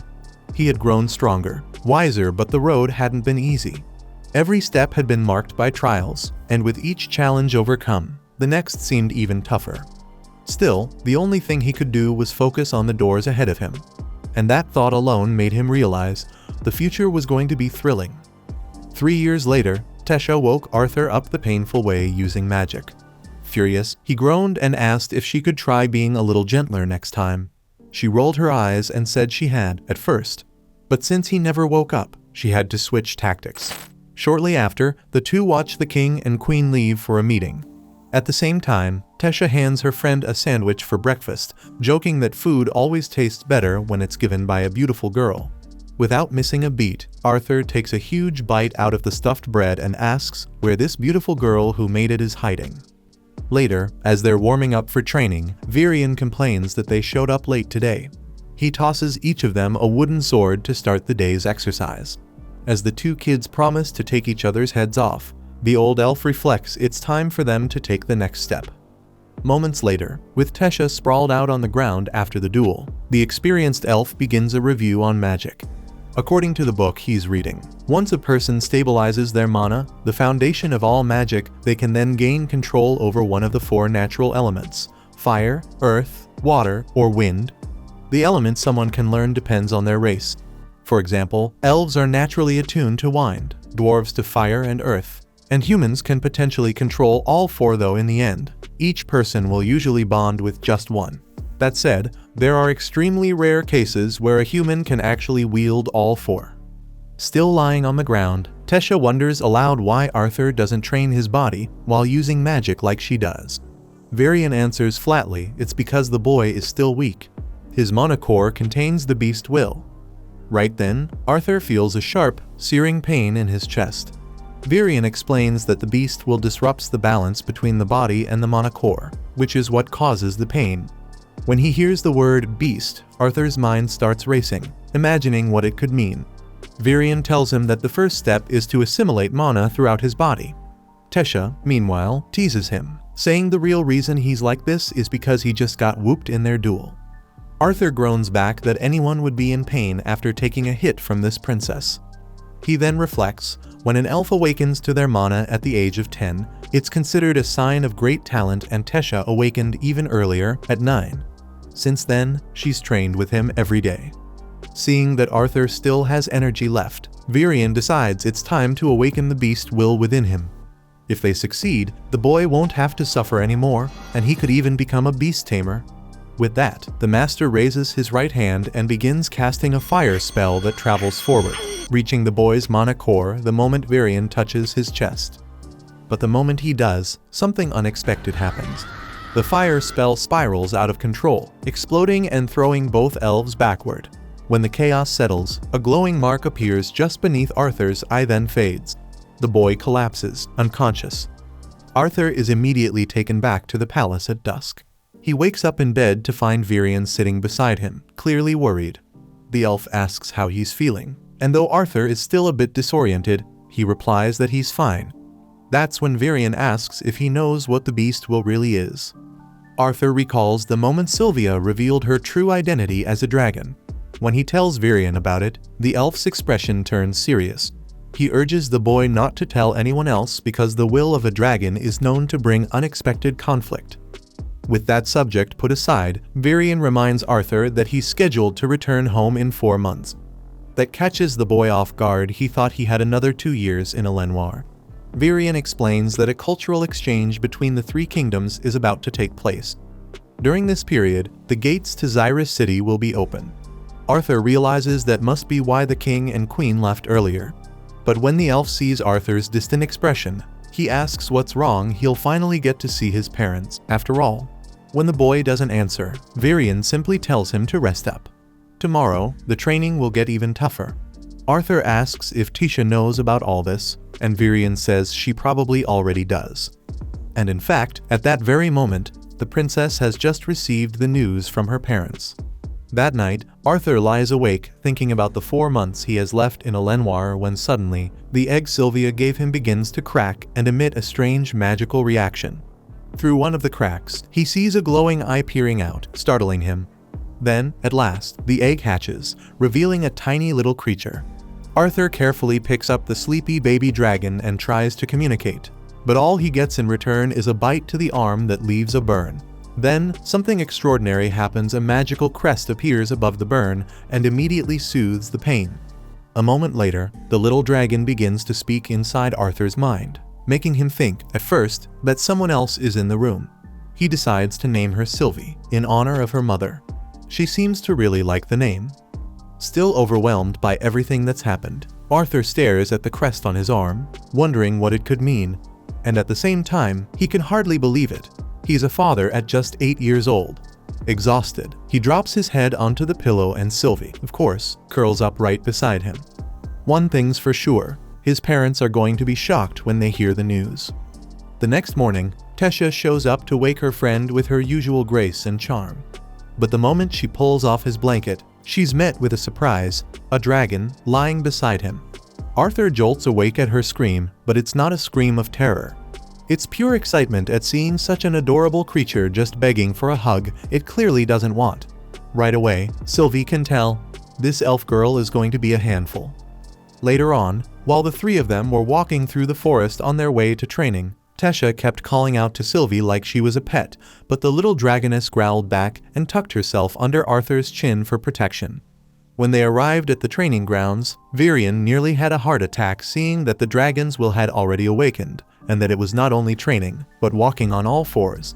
Still, knowing no one would believe it was a real dragon, the old master quickly told Arthur to just say Sylvie was a rare mana beast. Simple as that. Now, about today's training. Since Arthur had become a beast tamer, he needed to train both his mana core and his beast core. And as everyone knows, the best way to sharpen your skills is through real combat. Without warning, the sensei unleashed a devastating whirlwind of power, and in a blink, the seasoned elf transformed into a giant, shadowy creature. Varian didn't hold back. He darted with terrifying speed, appearing behind Arthur like he had teleported. Drenched in sweat, Arthur threw up his hands in surrender, begging for a break. Honestly, his master's current form was enough to traumatize the poor kid for life. When Varian finally reverted to his usual elven form, Arthur admitted he could barely sense the old man's presence. Varian explained that the Shadow Panther was an extremely advanced combination of wind and sound manipulation, a form of high magic. But like all powerful things, it came with weaknesses. In this case, it drained an absurd amount of mana. With that said, the master returned to regular training and handed Arthur a wooden sword. Days went by in this rhythm of relentless development, and Arthur eventually reached mastery over the will of the beast. Even more impressive, ever since he began tapping into his beast power, that unbearable pain in his chest never returned. His body had adapted so well that he hardly even felt the toll of the endless training he endured daily. Of course, every now and then, Arthur Lewin was allowed to just be a normal kid alongside his best friend. One of those moments came when he and Tesha went down to the city during the exchange festival, though the princess seemed a little irritable for some reason. Coincidentally, Arthur bumped into the most self-important elf in the entire kingdom of Elenoir, Faerith Ifsar II. Problem was, Arthur didn't remember who he was, which left Faerith absolutely livid in front of his two companions. To jog the kid's memory, the elf challenged Arthur to a rematch. Cut to the next scene, Faerith laid out flat on the ground, nose bleeding, totally wrecked. Just like Faerith's friends, the crowd watched the scene unfold in stunned silence. Tesha reminded Arthur who that arrogant loudmouth was. Once it clicked, Arthur politely extended a hand to help Faerith up. Begrudgingly, the elf swallowed his pride and shook it.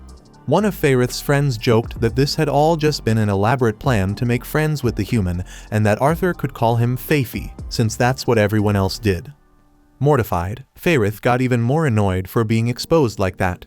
Arthur, amused, asked if they were part of the exchange program too. Faerith, puffed with arrogance, claimed they were selected on merit alone to serve as goodwill ambassadors.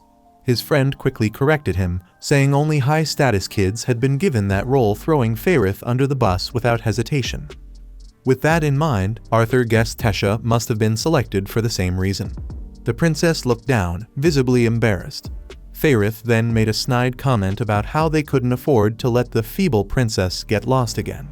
That was the last straw. Furious, Tesha decked him with a punch so powerful, he practically became a new star in Elenoir's sky. When he crashed back to the ground, people genuinely worried the guy had died. Arthur quickly pulled his friend away from the crowd. Once they were alone, he scolded her for not acting more like a proper princess. In another life, where he'd once watched a man's family executed before his eyes, Arthur knew he wouldn't have dared say something like that. Tesha began to cry, heartbroken that Arthur was leaving soon. But she also complained that Faerith was acting just like her father. She called Arthur a geezer and ran off. That night, Arthur went to her room and invited her for a walk in the woods, hoping to make peace. Eventually, they reached a restricted area, but Tesha promised it would be worth it. As they ventured deeper, a few horned wolves appeared, adding an eerie beauty to the moonlit forest. Later, they moved out of the dense woods and set up a small campfire in an open field. Tesha was practically falling asleep on her feet. She pretended she wasn't, of course, but it was obvious she could barely keep her eyes open. At one point, she even mistook a tree for a monster. Arthur teased her, saying she was still scared of ghosts, but Tesha insisted it was just the cold and then threw what looked like 9 pounds of firewood onto the flames. She asked what the human kingdom was like, but Arthur couldn't give her a clear answer. He'd only spent a short time there, after all. Then, softly, Tesha admitted she wished he could stay in the Elven lands forever. But before she could say anything more, she drifted off completely. The next morning, Arthur finished packing for the long-awaited cultural exchange. The kids gathered at a park to begin their journey. Arthur received a special compass engraved with the Aralith crest from his master, so he wouldn't lose his way again, and so he'd have a way back to Elenoir someday. Curious, he asked where Tesha was. Her parents glanced at each other with a somber expression. Moments later, the magical portal to the Elven realm opened. Arthur stood near it, alongside Faerith and his group. Then, out of nowhere, Tesha came running, shouting his name, Artie. She tripped and fell to her knees. Arthur rushed over and offered her his hand with a gentle smile. Desperate, she begged him to eat well during the trip. He wrapped her in a hug and reassured her that he would. He told her he'd miss her dearly. Choked up by his words, Tesha hugged him tighter, tears streaming down her face, and whispered the same. And so, after a long journey to the floating city of Xyrus, Arthur stepped out of the carriage, leaving behind the other children who had traveled with him. Without wasting a moment, he grabbed his bags and headed straight toward a house. Before knocking on the door, he took a deep breath, bracing himself to finally reunite with his parents after all this time. He was greeted by a little girl, who froze in fear at the sight of the boy. At that moment, Alice and Reynolds rushed over, chasing after their daughter Eleanor, who had run off in the middle of lunch. And that's when Arthur's parents saw their son.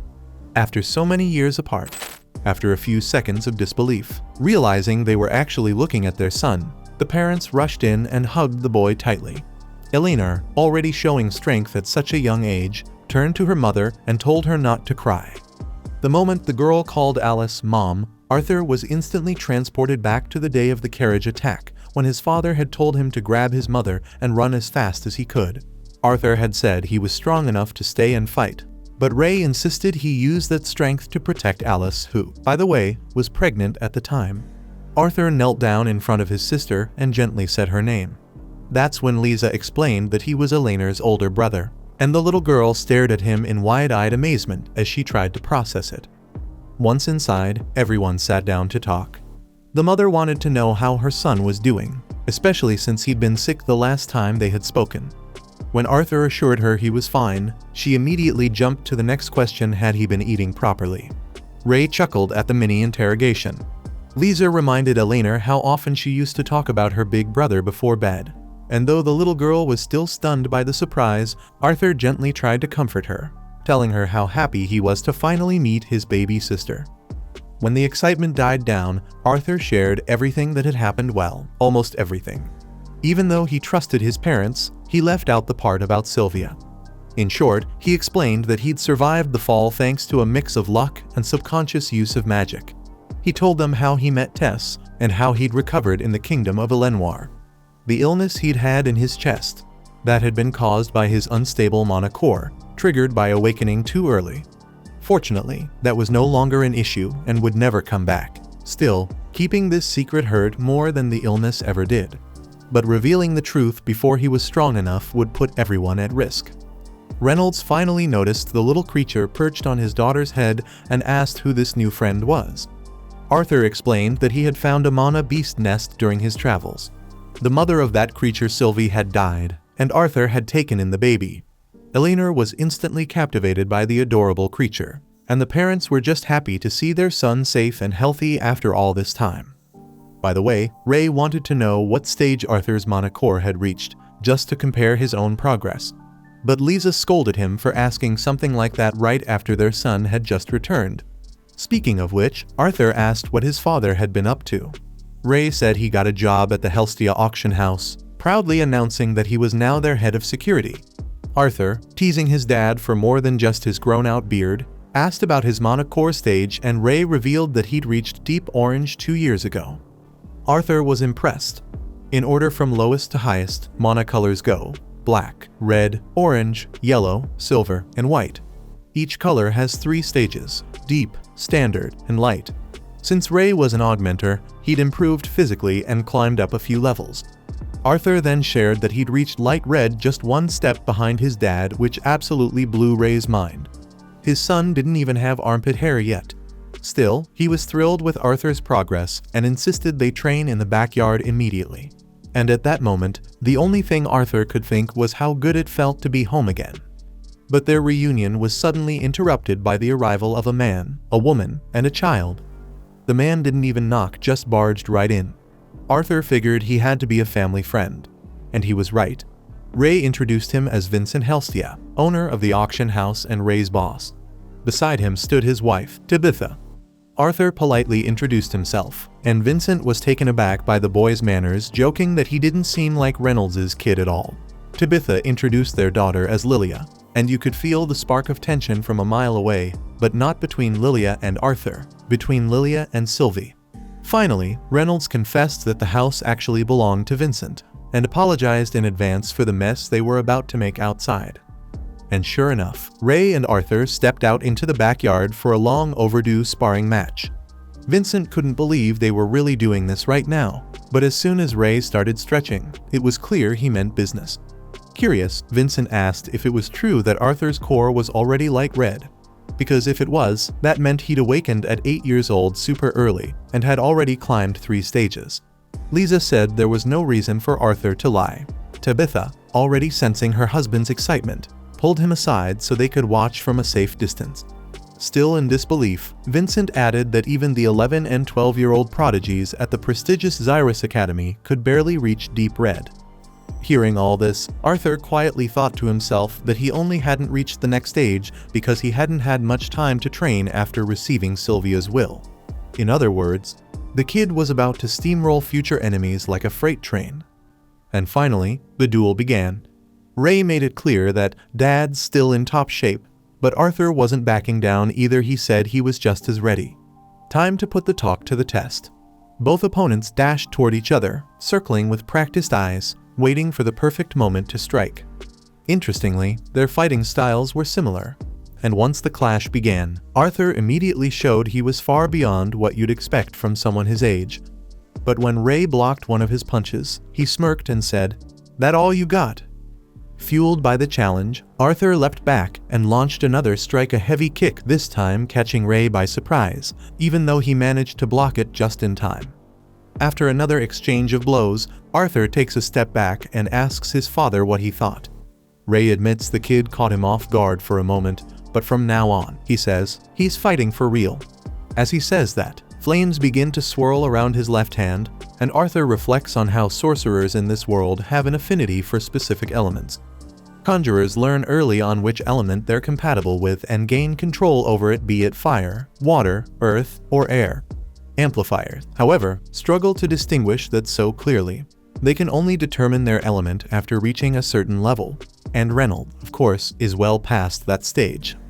Speaking of him, the flames that had been dancing around his hand now engulf his entire body. As the two charge at each other and the fight resumes, Arthur starts thinking back how, in his past life, Kai worked similarly to Mana. It was the life force behind everything, and unlike elemental magic, it allowed for total autonomy. Lack of compatibility made things harder, sure, but the payoff was greater. That, he thinks, is probably how amplifiers work in this world. Since being born here, luck hasn't exactly been in short supply for Arthur. It's what brought him this far. With that thought, golden energy bursts from his hands, leaving his father stunned. Arthur makes it clear, from this point on, he's not holding back. Everyone watching is left in shock at the sudden surge of power. But once the surprise wears off, Reynolds gives a slight grin and braces for his opponent's next move. As Arthur closes in with incredible speed, the two collide, fists glowing with magic, clashing in a battle for dominance through sheer force. Ray manages to knock Arthur back with an elbow strike. The boy barely blocks in time, but the blow still sends him flying. Even so, he lands on his feet, showing impressive balance and recovery. Back in his own head, Arthur realizes his training with Virion in a Lenoir brought him to a whole new level, and the memories of Kai from his previous life helped more than he could have imagined. He remembers one day in training, the elf told him he'd come a long way with a fire element. Smiling, Virion said it was time to go even further. With that moment in mind, Arthur summons crackling bolts of electricity from within, ripping through the ground like whips and igniting the area in blazing flames. His father is left even more stunned, witnessing this advanced fire magic. Brimming with confidence, the kid smirks and says he's still got a few tricks up his sleeve. Then he reveals one, manipulating the water from the backyard fountain and launching a torrent of it toward his father to snuff out the flames. Reynolds manages to dodge just in time and push the water away with his magic, but he ends the battle there, if only to compliment his son's cleverness. Naturally, he wants to know when this little squirt picked up all these tricks. Arthur, beaming, says it hasn't been long, but he still needs more control. Everyone around them is left speechless by the prodigy Arthur has revealed himself to be. After the show, Vincent invites everyone for a drink. The first thing he does once they sit down is ask if Ray has any idea just how bright his son's future looks. Ray nods, of course he knows. Arthur awakened his mana at the age of 3. Lies adds that he even blew up their house during the process, and Ray bursts into laughter at the memory. Fired up, Vincent invites Arthur to enroll at Xyrus Academy. Ray can hardly believe it, his son might soon be attending the most renowned and competitive magic school on the continent. To top it off, Tabitha makes it clear they'd be willing to invest in Arthur's future. His potential is simply too great to ignore. Lies hesitates. Arthur's only 8 years old, and she's not even sure how the academy would react. But Vincent reveals he knows the headmistress personally. He could have a word with her. Even so, before anything else, Arthur steps in to say it's been a long time since he saw his family, and he just finished sparring with his dad, so with all due respect, he'd like to rest a bit. While Vincent sits at the table feeling guilty for pushing the subject, Arthur wanders the mansion's hallways, head low and thoughts heavy. That's when Lilia shows up, warning him he'll end up lost in the basement if he keeps going that way, but if he wants, she knows a better place. Arthur has no idea what she's talking about, but since he has nothing else to do, he follows her to a part of the house filled with servants. With a questionable sense of humor, one of the older ladies jokes, asking if this is the little brat who torched her garden. A butler quickly clarifies she's just messing around. Arthur, a little embarrassed, can't figure this girl out. She hadn't said a word when they first met, and now she's suddenly outgoing and talkative. She even asks if there's still some of that greasy duck meat left. The older maid scolds her, saying she's gaining weight and worrying her mother. Lilia gets annoyed at Maria's nagging, while another maid whispers to Arthur that the girl always comes here when she's stressed out. Her parents dream of seeing her awaken as a mage, even though neither of them are. Sure, Lilia wants that too, but it's a lot of pressure for a kid. That night, Arthur's parents come to his room. They mention how much he's grown physically, but no matter what, he'll always be their son. Deep down, he's still the same boy, smart, kind, and destined to become one of the greatest mages of all time. With that, they say goodnight and let him rest. Before leaving, Ray says Vincent was just concerned when he brought all that up at the table. Arthur nods. He knows the Helstias meant no harm. The next day, Arthur heads to the guild hall and reunites with the entire Twin Horns party, the same group that was there during the carriage attack, the one that tore him away from everyone. The first to pull him into a tight hug is Angela Rose. Arthur notes that Durden Walker looks even bigger than the last time they met, and Durden says the same about him. Out of nowhere, Jasmine Flamesworth runs her hand over the boy, just to make sure he's really alive. Once she confirms he is, she hugs him and immediately blames herself for what happened. Helen Shard breaks down in tears, and even Adam Crench, who'd been grumbling about everyone getting emotional, ends up shedding a tear himself. Later, the group tells Arthur that they had traveled all the way to Ediston, the border city, but picked up a few jobs on their way back, and decided to swing by Xyrus to check in on their young friend to see how he was doing after all this time. Reflecting on that, Arthur realizes something. He doesn't know much about the Dicathan continent, let alone the kingdom of Sapin. So maybe becoming an adventurer would be a good way to understand the world as it really is. Still, there's something holding him back. Something that keeps one foot planted in hesitation. Elsewhere in the house, quietly removed from the conversation, Lilia sits alone, lost in thought, weighed down by something of her own. In the next scene, we see Arthur in his room, focusing so intensely that time itself seems to stand still around him. A ball that should have hit the ground long ago only drops when the boy can no longer maintain his concentration. The effort is so extreme, sweat drips down his face, and he collapses onto the floor, exhausted, stunned that the time freeze lasted such a short while. Despite being out of breath, the only thing running through his mind is keeping up his training pace to protect the people he loves. After all, that's why he's here. Meanwhile, Sylvie shows up with her usual charm, and, in a way only she can, reminds Arthur that he's truly home.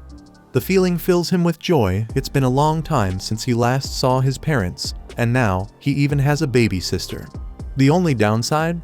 The little one was reeking when she got hugged by her master. Without wasting a second, Arthur rushes the tiny dragon off for a bath to deal with the serious stench. As he scrubs his pet, his thoughts drift to the Helstia family. From the looks of it, their auction house business is clearly doing well.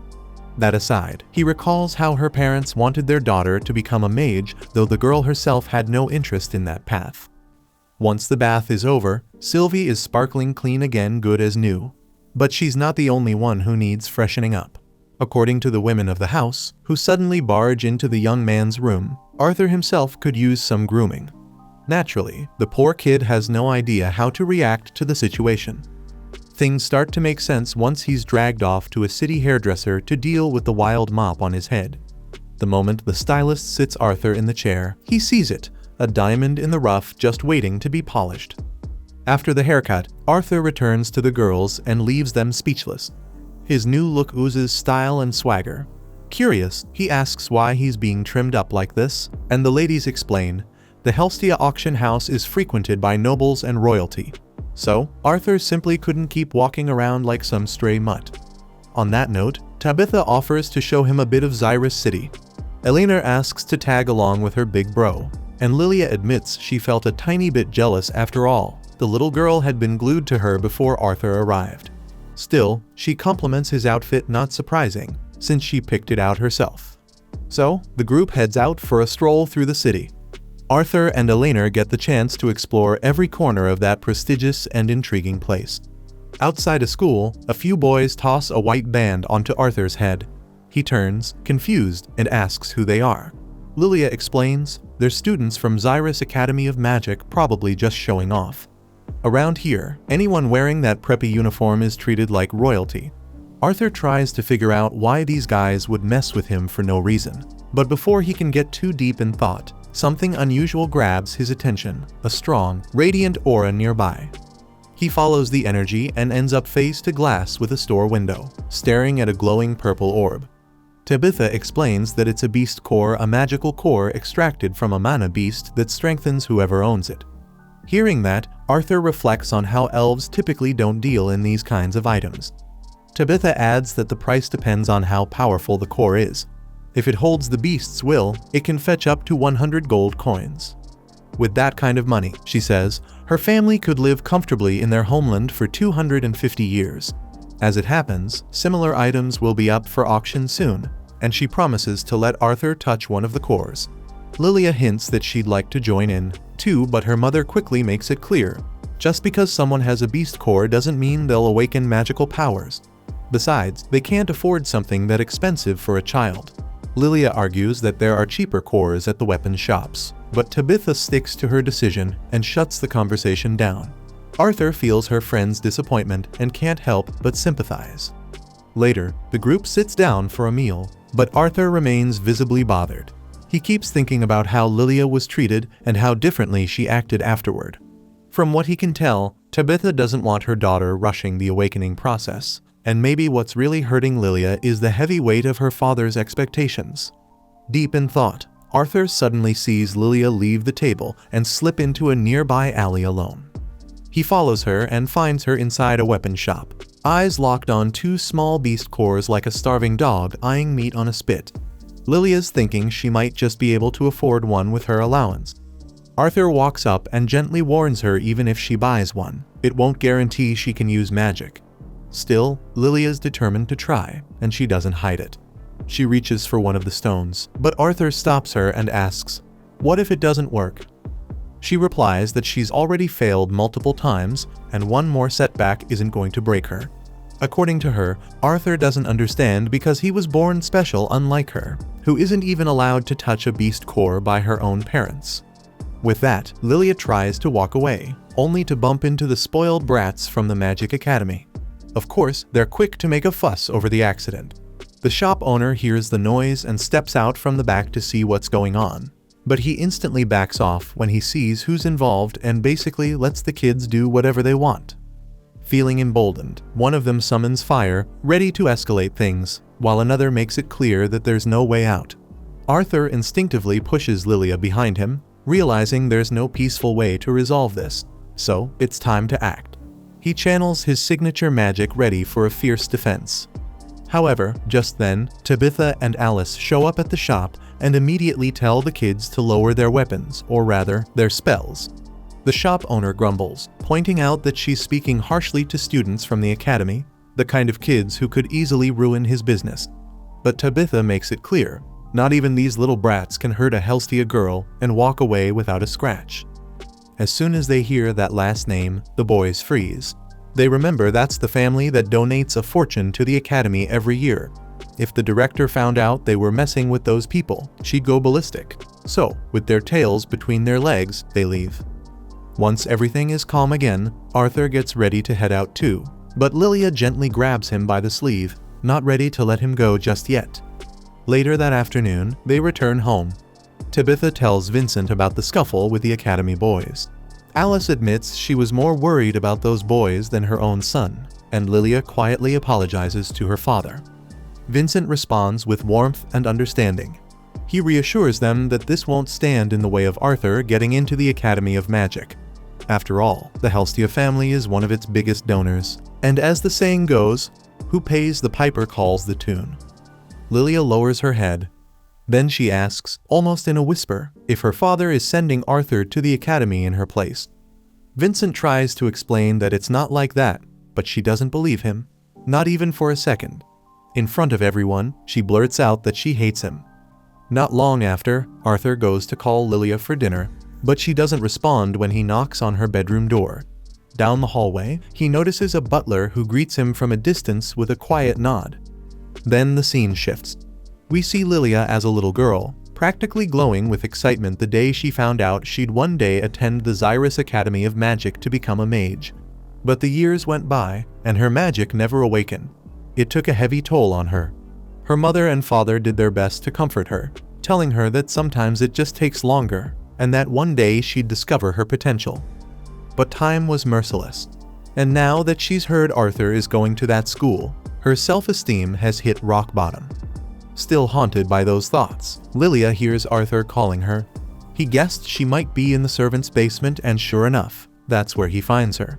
Arthur wants to apologize, as if it were somehow his fault for having everything while Lilia had nothing. But before he can say anything, it's Lilia who apologizes. She admits she felt jealous of him. After all, he stole the spotlight she used to have. Her father now treats Arthur like some sort of prodigy, and in doing so, pushed his own daughter aside. Lilia says it's her own fault for not awakening her magic, and that her parents are tired of waiting. Arthur knows that feeling. That cold, sinking sensation of being trapped in your own darkness, and the empathy he feels for her sparks an idea something that might turn things around. He gently touches her face and reminds her how hard she's been trying, not the kind of effort someone should throw away now. Once he has her full attention, he tells her about a girl who lifted his spirits when he was separated from his parents. As he conjures an image of his mother surrounded by magic, he explains that this girl, the one who cheered him up, was the one who showed him those flowers, her favorite ones. He tells her that her parents do see her efforts, that the curiosity her father shows toward him is the same kind of excitement his own parents had when Eleanor showed promise. It's not that Arthur is more important. He just showed up out of nowhere and caught their attention, that's all. Feeling calmer, Lilia admits that her father only wants her to become a mage because he believes it'll make her happy. That's why he donates so much to the academy. But the pressure that came from her, she put that weight on herself. Arthur listens carefully, but in his heart, he knows it's not that simple. The more Vincent pushes for this dream, the more others start piling their own expectations on her. So, he asks the question that really matters: does she even want to use magic? Later on, Arthur goes to her parents and tells them that he sent Lilia to the same place where he trained, so she could finally start learning magic and chasing her dream. Her parents are thrown into panic, but Arthur tries to explain. The place is safe, she'll be fine, and more importantly, it's what she wanted. Then Vincent finds a letter Lilia left behind. In it, she says she doesn't want to be a burden to them anymore, not until she learns how to use magic. She promises to return only once she's become a great mage. As he reads her words, Vincent drops to his knees. He realizes how much pressure he placed on his daughter, how he pushed her so far that she felt she had to run away. He was the one who planted the belief in her head that happiness only comes from becoming a mage.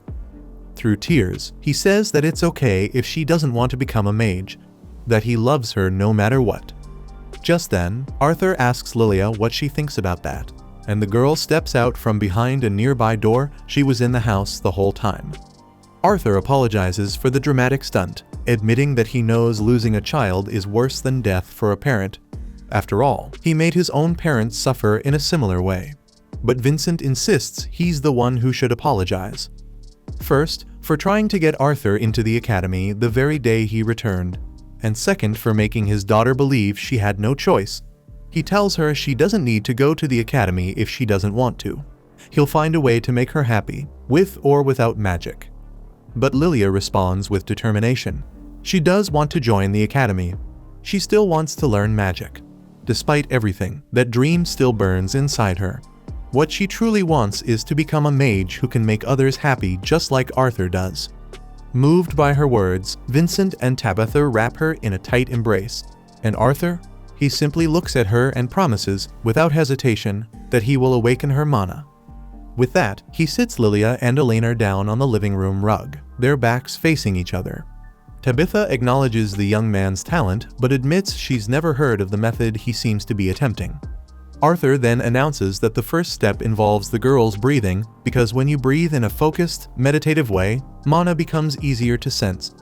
The two are told to close their eyes and concentrate on their breathing until they see a light appear in the darkness. After a few seconds, Elena spots a light, but it quickly vanishes when she loses focus. Lilia, on the other hand, is disappointed she still hasn't seen anything. So, Arthur places his palms gently on each girl's back and channels a bit of magic to assist their breathing. With his help, Lilia begins to see a soft, glowing light delicate, like the flower he showed her. Next, we see Arthur and Lilia celebrating her awakening in the basement, joined by the household staff.